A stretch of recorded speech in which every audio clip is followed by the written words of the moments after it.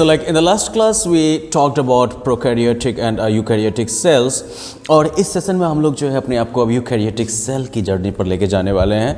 हम लोग बेसिकली जो है यूकैरियोटिक सेल्स के बारे में थोड़ा और इन डेप्थ जानने वाले हैं, राइट। अब सबसे पहले आपको ये पता होना चाहिए कि यूकैरियोटिक सेल का मतलब क्या होता है। It means inside the cell, inside the खोला।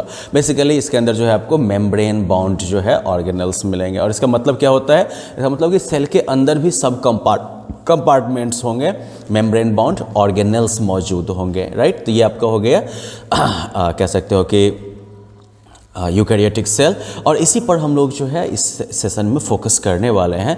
अब सबसे पहले हम ये करते हैं कि सबसे पहले जो है उन बेसिक कंपोनेंट्स को सिर्फ हम स्टडी करते हैं जो कि ज़्यादातर सेल्स में मौजूद होते हैं। इसमें देखो कुछ वेरिएशंस हो सकते हैं, कुछ डिफरेंसेस हो सकते हैं। We will try including them as much as we can. सबसे पहले हम लोग शुरू करते हैं फिर तब एक सेल मेम्ब्रेन से, ठीक है ना। वेल मान लो कि ये कह सकते हो कि एक 3 डायमेंशनल इमेज है, राइट, जहाँ पर कि we have got a spherical like cell. अब सारे सेल्स जो हैं वो स्फेरिकल नहीं होंगे, कुछ सेल्स अलग अलग फॉर्म में भी हो सकते हैं, बट चलो ठीक है मान चलते हैं ज़्यादातर सेल्स जो हैं वो ऐसे होते हैं। अब इनमें बीच में जो है डीएनए के फॉर्म में जो है इनका जो है कह सकते हो कि डीएनए के फॉर्म में जो है इनका की कैरेक्टरिस्टिक या कह सकते हो कि इनके हेरिडिटरी क्वालिटीज जो हैं वो स्टोर्ड होंगे, जेनेटिक इन्फॉर्मेशन इनका स्टोर होगा। और ये जो है एक कह सकते हो कि अगेन मेम्ब्रेन बाउंड ऑर्गेनल के अंदर मौजूद होगा, ठीक है ना। और वो मेम्ब्रेन जो कि इस डीएनए को सराउंड करता है, घेरता है, it is called a nuclear membrane. तो चलो ठीक है, अब हमारे डीएनए के इर्द गिर्द जो है अब ये न्यूक्लियर मेम्ब्रेन आ गया, राइट। फिर थोड़ा शेडिंग कर सकते हैं 3 डायमेंशनल बनाने के लिए इसको, डीएनए को, ठीक है। अब और ये जो है आपका पहला जो है मोस्ट वेरी इंपॉर्टेंट कह सकते हो कि मेम्ब्रेन बाउंड ऑर्गेनल हो गया। इसके बारे में लोग आगे भी बात कर सकते हैं, न्यूक्लियस के बारे में। तो चलो ठीक है, अब ये न्यूक्लियस जो है ये एक दूसरे मेम्ब्रेन बाउंड ऑर्गेनल के साथ कनेक्टेड है, ठीक है। लेकिन राइट हियर इसमें सिर्फ हम जो है होल या पोर करके छोड़ देते हैं, क्योंकि ये पोर जो है वो किसी और चीज़ से कनेक्ट होता है, और जिस चीज़ से ये कनेक्ट होता है उसका नाम है endoplasmic reticulum, okay. Endoplasmic reticulum जो है वो फिर से जो है एक लेयर बेस्ड जो है वो मेम्ब्रेन है, ठीक है। चलो इसको देखने की कोशिश करते हैं। तो ये जो है मान लो आपका मोटा मोटी जो है आपका एंडोप्लाज्मिक रेटिकुलम हो गया, ठीक है ना। तो बेसिकली इनका जो है काफ़ी बड़ा सरफेस एरिया होता है, ठीक है ना। बट ज़्यादातर सेल्स में ये जो है न्यूक्लियस के चारों तरफ घूमता है बेसिकली, ठीक है। ये तो एक रफली डायग्राम आपका हो गया ये एंडोप्लाज्मिक रेटिकुलम का, ओके। जिनमें कि हमारे न्यूक्लियस का जो होल है, जो पोर है वो खुलता है, okay. This is endoplasmic reticulum, okay. अब जैसा कि हम लोगों ने पहले बात किया था कि अब इस एंडोप्लाज्मिक रेटिकुलम में होता क्या है। तो जब मान लीजिए कि हम लोग जो है डीएनए से जेनेटिक इन्फॉर्मेशन जो हम लेते हैं, तो जैसा कि आगे भी कभी बात करेंगे, वो जो है एमआरएनए में ट्रांसलेट होता है, ठीक है। तो वो एमआरएनए जो है वो अब उसमें वो इन्फॉर्मेशन है, और वो एमआरएनए जो है अब इस न्यूक्लियर मेम्ब्रेन से बाहर निकलेगा उन पोर्स से होते हुए, और ये जो है राइबोसोम तक पहुंच जाएगा। अब ये राइबोसोम कहाँ है? तो वो इस एंडोप्लाज्मिक रेटिकुलम के साथ चिपका हुआ है। तो ये जो डॉट्स आप देख रहे हो ये आपका जो है राइबोसोम हो गया, ठीक है ना। राइबोसोम बेसिकली प्रोटीन सिंथेसाइज करने का काम करता है, ठीक है। तो वेल एनीवेज वो एमआरएनए से जो है जेनेटिक इन्फॉर्मेशन लेता है, और उसके बाद जो है राइबोसोम इसको जो है प्रोटीन में सिंथेसाइज करता है। तो इस तरीके से राइबोसोम का काम क्या हो गया? Protein synthesis. चलो ठीक है, अब ये राइबोसोम को हम लोगों ने पहचान लिया सेल के अंदर में। अब कुछ राइबोसोम्स जो होते हैं वो एंडोप्लाज्मिक रेटिकुलम के साथ अटैच्ड होते हैं, कुछ जो है वो फ्री फ्लोइंग रहते हैं साइटोप्लाज्म के अंदर में, ठीक है ना। तो ये आपका जो है फ्री राइबोसोम हो गया, जो ऐसे ही तैर रहा है साइटोसोल के अंदर या साइटोप्लाज्म में, ठीक है ना। दूसरी तरफ जो है एंडोप्लाज्मिक रेटिकुलम से भी जुड़े हुए हैं, ये अटैच्ड राइबोसोम है आपके, ठीक है ना। और ये जो एंडोप्लाज्मिक रेटिकुलम है इसको हम रफ एंडोप्लाज्मिक रेटिकुलम कहते हैं। ये रफ वाला हो जाएगा अगर इसको माइक्रोस्कोप से देखोगे, ठीक है ना। तो यहाँ पर आपको जो है डॉट डॉट आपको दिखाई देंगे। इसके अलावा लेकिन जो है कुछ ऐसे भी एंडोप्लाज्मिक रेटिकुलम का ऐसा भी हिस्सा होता है जिनमें कि राइबोसोम्स अटैच नहीं होते हैं। जब इसमें राइबोसोम अटैच नहीं होंगे तब इसको हम स्मूथ एंडोप्लाज्मिक रेटिकुलम कह देंगे, ठीक है, क्योंकि इसके साथ जो है राइबोसोम अटैच्ड नहीं है, बिल्कुल साफ सुथरा है।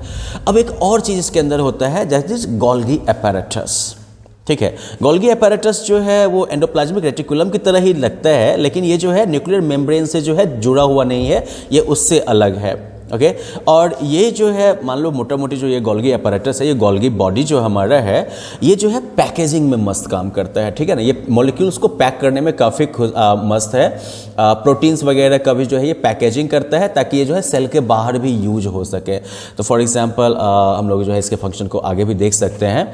ठीक है ना, तो मान लो कि प्रोटीन जब गोल्गी बॉडी में एंटर करता है तो इसके ऊपर एक कोटिंग टाइप का आ सकता है और उस कोटिंग के अंदर पैक होकर अब ये सेल से बाहर जो है वो जा सकता है। अब इसके बाद जो है हम एक और मेम्ब्रेन बाउंड ऑर्गेनेल के बारे में बात करते हैं, जिसको कि हम लोग सेल का पावर हाउस भी कहते हैं, और वो है माइटोकॉन्ड्रिया। तो यहाँ पर मान लीजिए कि हम लोग जो है ये माइटोकॉन्ड्रिया बना के चलते हैं। ये जो है बहुत ही कह सकते हो कि आई मीन कलर भी इसका पावर शो करता है। माइटोकॉन्ड्रिया जो है बहुत ही फैसिनेटिंग है, क्योंकि माइटोकॉन्ड्रिया का अपना डीएनए होता है। ठीक है, तो बेसिकली लाइक आपके जितने भी माइटोकॉन्ड्रिया हो सके आपकी मदर से आते हो। ठीक है ना, तो अपनी मदर को भी आप पहचान सकते हैं अपने माइटोकॉन्ड्रिया के डीएनए के आधार पर। लेकिन माइटोकॉन्ड्रिया जो है, माइटोकॉन्ड्रिया के अंदर अगर आप देखें तो यहाँ पर जो है एटीपी प्रोड्यूस होता है। ATP is the form of energy जो कि हम यूज करते हैं। जो भी फूड ग्लूकोज जो है ब्रेक डाउन होकर एटीपी के तौर में या फॉर्म में यहाँ पर जो है स्टोर होता है, प्रोसेस होता है। ठीक है ना, अब आगे ये मानते हैं कि माइटोकॉन्ड्रिया जो है चूंकि उनका अपना डीएनए होता है, तो एक टाइम में ये इंडिपेंडेंट ऑर्गेनिज्म के तौर पर रहते होंगे, इंडिपेंडेंट सेल के तौर पर रहते होंगे, लेकिन बाद में इवोल्यूशनरी प्रोसेस में कहीं पर आकर जो है ये यूकैरियोटिक सेल्स के अंदर जो है सिम्बायोटिक रिलेशन में जो है रहने लगे, और बाद में वो इतने को डिपेंडेंट हो गए कि उन्होंने जो है सेल के साथ ही जो है अपना रेप्लिकेशन जो है वो शुरू कर दिया है, और इस तरीके से जो है डीएनए माइटोकॉन्ड्रिया जो है वो यूकैरियोटिक सेल का हिस्सा हो गया है। तो खैर ये तो बस आई मीन यूजफुल कहानी है, लेकिन कहानी है बेसिकली। एनीवेज, अगर मान लो कि इसके लिए हम फंजाई या यीस्ट वगैरह को, मतलब प्लांट सेल को अगर देखेंगे तो वहाँ पर कुछ और एक्स्ट्रा फीचर्स होंगे। फॉर एग्जांपल यहाँ पर क्लोरोप्लास्ट मौजूद होगा। ठीक है ना, जिसके अंदर आप थाइकोलॉइड स्टैक्स को भी देख सकते हैं। ठीक है ना, अगर इसके अंदर आप देखेंगे तो खैर यहाँ पर आपका ये क्लोरोप्लास्ट हो गया। क्लोरोप्लास्ट जो है उसके अंदर क्लोरोप्लास्ट किस चीज़ के लिए रिस्पॉन्सिबल होता है? ये प्लांट्स, एल्जाई सबके अंदर मौजूद होगा।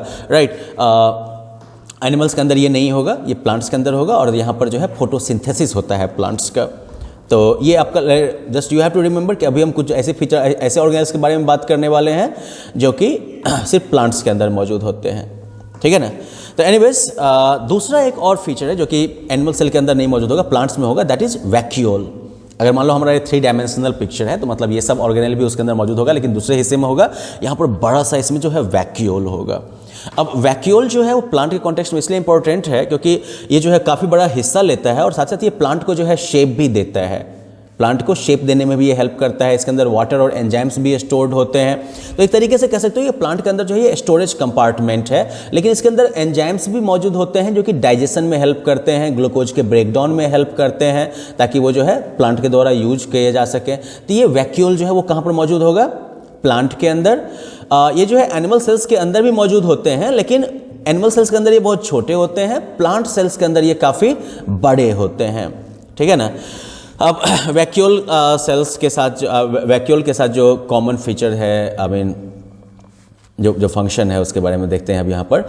इनका जो फंक्शन, टाइप ऑफ फंक्शन यहाँ पर लाइजोसोम का है। ये भी एक कंपार्टमेंट है आपके सेल के अंदर, और इसके अंदर जो है बहुत सारे आई मीन एंजाइम्स का एक जो है सीरीज मौजूद होता है, और ये जो है लाइजिंग के लिए जो है यूजफुल है, मतलब हो गया ब्रेकिंग डाउन। ये जो है वेस्ट प्रोडक्ट्स को जो है ब्रेक डाउन करता है। इसके अलावा कोई ऐसा सब्सटेंस अंदर आ जाए जो कि सेल के लिए हेल्पफुल नहीं है, उसको भी जो है ये ब्रेक डाउन करके जो है ख़त्म कर देता है। ठीक है, तो यहीं पर हम लोग जो है कहानी ख़त्म करते हैं। मोटा मोटी ये हमारे सेल के ऑर्गेनल्स, एक यूकैरियोटिक सेल्स के अंदर जो जो चीज़ें मौजूद होती हैं वो सब यहाँ पर आपके आ गए हैं। थोड़ा बहुत जो है इनके फंक्शन के बारे में हम लोगों ने देख लिया है। In future we can talk about like these organelles and their functions in more detail, but most important thing here is through this understanding of eukaryotic cell हम लोग को ये अंदाज़ा लगा कि एक सेल जो है वो कितना कॉम्प्लेक्स हो सकता है। राइट, एक सेल के अंदर का जो मैकेनिज्म है वो कितना ज़्यादा कॉम्प्लेक्स हो सकता है, इसको भी हमको जानने का मौका मिलता है।